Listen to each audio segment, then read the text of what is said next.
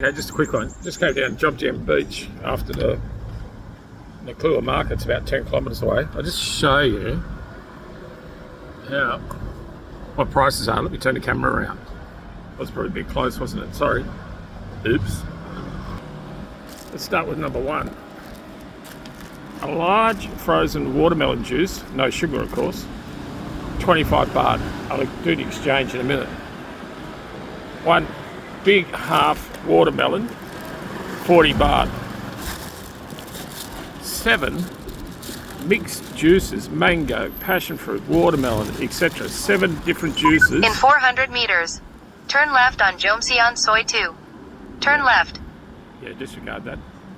7 fresh juices.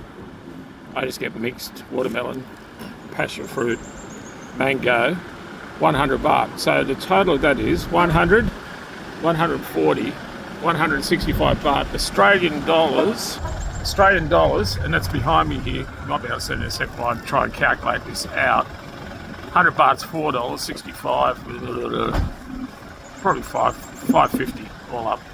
Anyway, just let you know.